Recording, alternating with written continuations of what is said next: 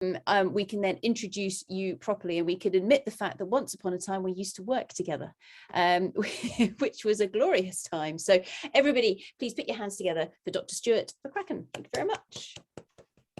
Thanks, Sarah. Great to be with everyone today, and good morning, good afternoon. Before I begin my presentation today, I'd just like to acknowledge that I'm speaking to you from the unceded territories of the Coast Salish people, including the territories of the Musqueam, Squamish and Tsleil-Waututh nations here in Vancouver. I really want to take a bit of a step backwards. We've really been talking with Miguel, Michael, Manuel in a very global sense, and really big issues, whether it's ESG affecting how we finance what we do, big issues around how we account for what the mining industry does. I want to take it right back to the initial steps when we don't even have an industry yet. We're thinking as an exploration group, and we're going into areas for the first time where the communities we may be working with really have no understanding of what is mining and why are we there. So starting with our policies, which is always a good place to start with any company, Teck has a series of policies around how we communicate with Indigenous peoples, and really our commitment to how we think about resource development. Going to the 3 bullet points there, I think as an exploration group, we recognise that we are typically the first people to come into an area. We're the first boots on the ground, as we say. And we're very cognizant of the fact that first impressions matter. So as exploration geologists coming into communities for the first time, talking about what we are planning to do, it's really our role as ambassadors, both for Teck, but also the greater mining industry at large, to be really open, respectful, build these strong relationships. I think as Miguel was talking, try to think about truly sustainable outcomes that aren't necessarily just around building a mine and exploiting that mine. What is more that we can do to ensure that our impact in this area is very long-term, is very positive, and is actually going to be a win-win. So we obviously go through the process of early dialogue. We talk about the free, prior, informed consent to really understand what is needed, and talk to the local communities, Indigenous people, about what they're trying to achieve. Not just what we're trying to achieve, how we can work with them, enable them to achieve their own goals. I think it's really worth recognizing, just on the previous slide, that people have very high expectations. People are well informed these days. I had a wonderful experience of flying into a creek in Irian. We landed in 2 choppers in the middle of nowhere, and a young lady stepped out of the bush with her iPhone and photographed us as we landed in the middle of this wilderness area. So we are always connected to something. So it's understanding how we communicate why we're there, how we understand what their desires are, their strong desire to benefit from this green metal transition, but not at any cost. They obviously wish to preserve their peoples, their environments, and sustain their own lifestyles. Next slide, thanks. So I'll use 2 examples of what we're doing at Teck Resources. One example, the first one from northern Vancouver Island. So we staked some ground in the north of the island. We also had some joint ventures with other junior companies up there. This all started in late 2019, October. And as we got this ground, we quickly engaged with the Quatsino First Nation, who are the traditional landowners in this area. As you can imagine, within a few months, we were in the pandemic. So that raised a really interesting issue on how you engage with people who quite rightly were trying to also isolate, how we go about thinking what we can do to help them, how we can do the work, but more importantly, listening to what they really wanted us to do. Importantly, what we learnt from this process was we did not submit a permit until we discussed it with the Indigenous groups. We wanted them to review what we were submitting, provide input, and where necessary, change what we were actually submitting. Now, that did lead to delays. It did lead to some challenges around achieving what we wanted to do. but ultimately it built really strong trust between our groups who are on the ground and the Indigenous groups that we were working with. So yes, it cost us some time, but it had amazing benefits in the long run. As we were doing our work, we were employing the people from the community as cultural monitors, as assistants, really to ensure there was a good dialogue. We were doing inductions and awareness training with our contractors coming in from outside, and really just developing this environment of trust and a commitment to, we'd said we'd do some things and we are going to do those things. So it's this talk, listen, do through the whole process. Just move to the next example. So jumping from Vancouver Island way down to northern Chile. So we're in a project called Juan, which is close to the Peruvian border. The real issue here is time. As you can see, that circuitous journey here from 2006 through to today. This is a program that has had many moments, and what's been critical through this whole time is maintaining communication with what is a very isolated community in northern Chile. They're high altitude, they're separated from the coastal communities. So making sure we are always understanding what they want, keeping the dialogue open, communicating, understanding where things changed.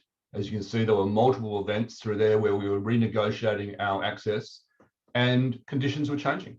Their expectations were changing. What we wanted to do was changing.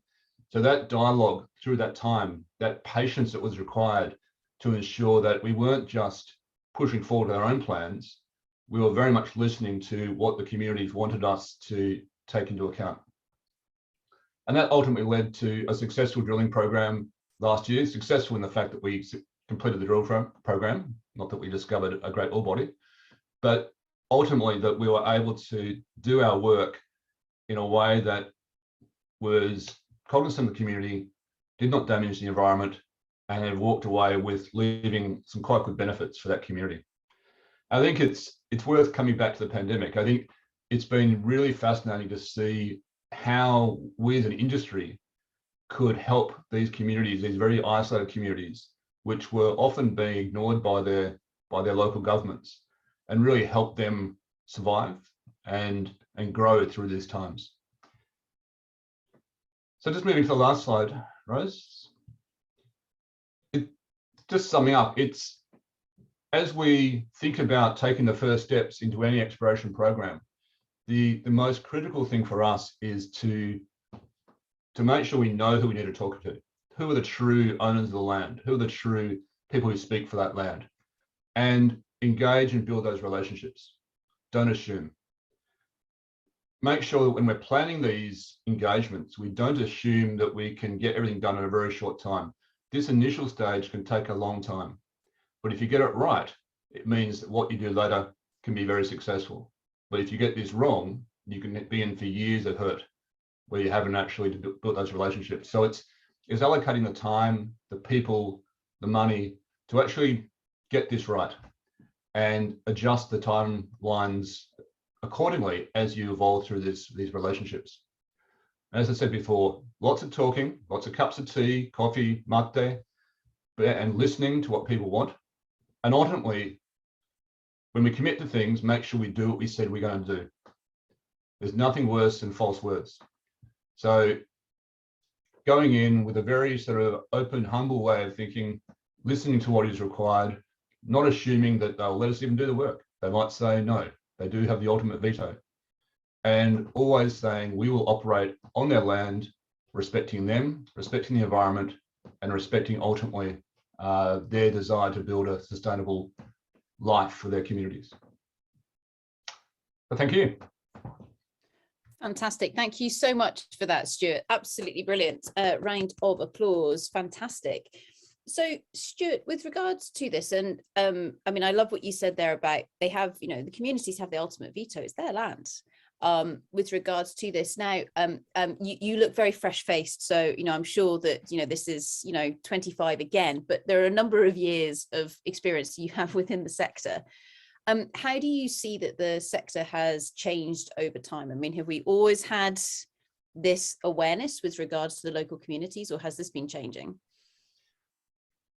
I think the big thing, and obviously it's being enshrined in legislation, but this concept of FPIC, or free prior informed consent, is changing the way that we do engage. There's no longer the assumption that I'll use the term that the white males from the city can go in and do what they want to do in these areas. That these resources such as water, forestry, under the ground, whatever you want to talk about, are owned by many other people, and many other people speak for those. So I think there's been a strong awareness in my, as you said, 25, 30 years of this industry, of going from that presumption to that understanding that actually you're here as a visitor and you have to engage and get permission. And you can't assume you have that permission before you get there. Mm-hmm. So it's a really shifting that power balance, and understanding that if you can't talk about positive outcomes, win-win solutions, then why would we do this? And I think that's, I don't know who mentioned it today, but maybe it's right at the beginning.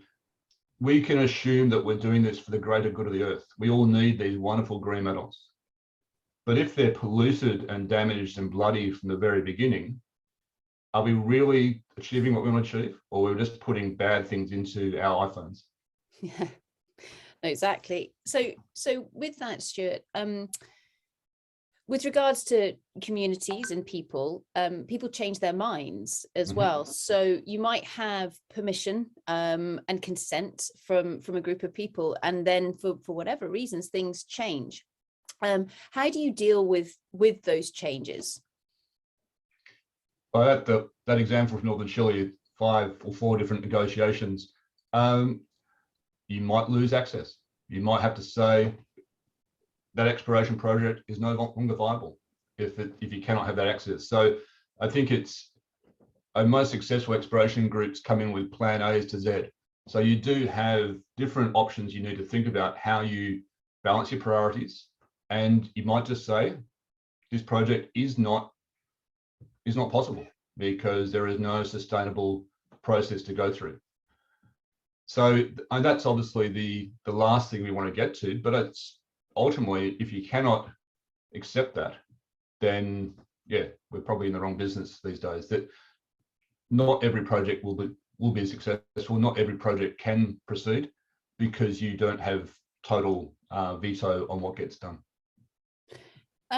Miguel, perhaps if I bring you in on this conversation, I saw you nodding there in agreement with Stuart.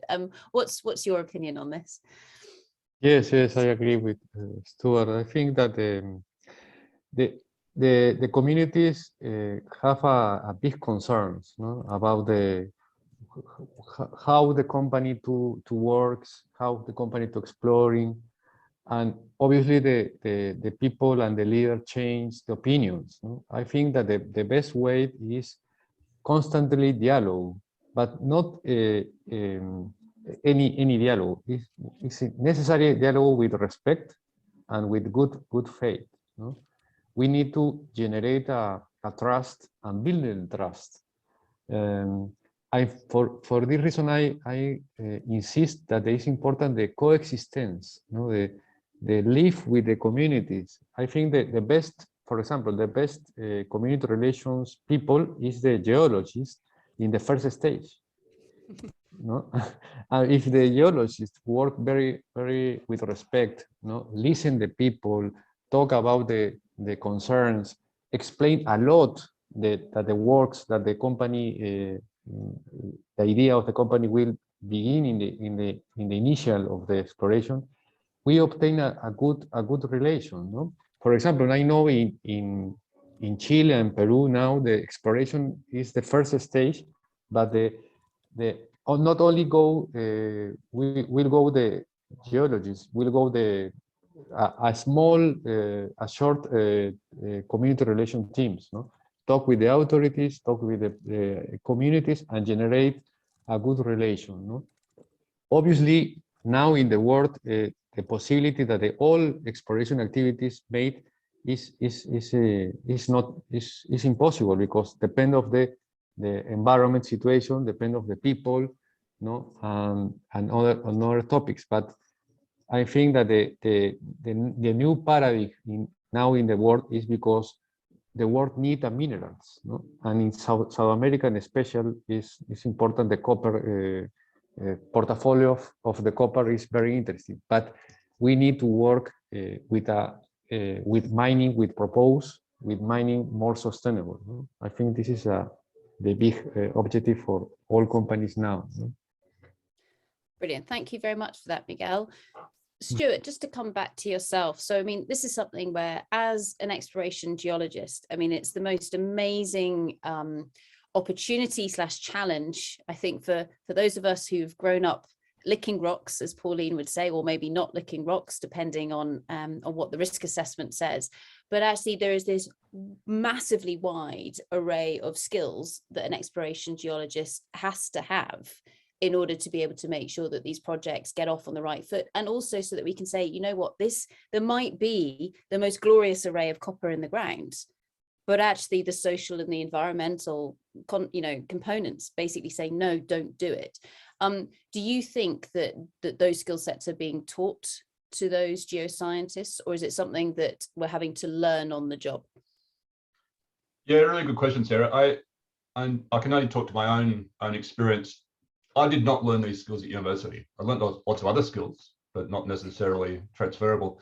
But I was a bushwalker. I was a rock climber. I was an environmentalist in the early days of no dams in Tasmania back in the 80s in Australia. I came into geology because I love rocks, but I also came into geology because I love the environment we work in.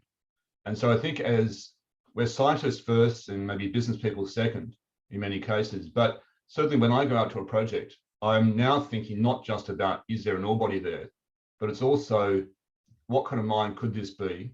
And also, can it be closed properly? So what are the greater impacts going to be? What impact will we have on this environment? And is there any way to return it to what it started as? I'm not a real fan of this concept of net positive, because I actually see the Earth as this perfect beast. So how can we improve on the Earth? It's a very arrogant term of being net positive, but certainly being net neutral, I think, is a really good outcome.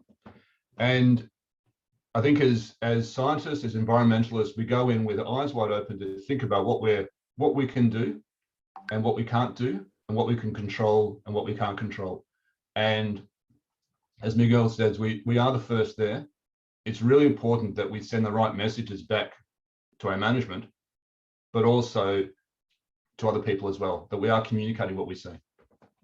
Brilliant. Thank you so much for that, Stuart. So everybody, please put your hands together for the fabulous Stuart McCracken. Thank you very much, Stuart. Great.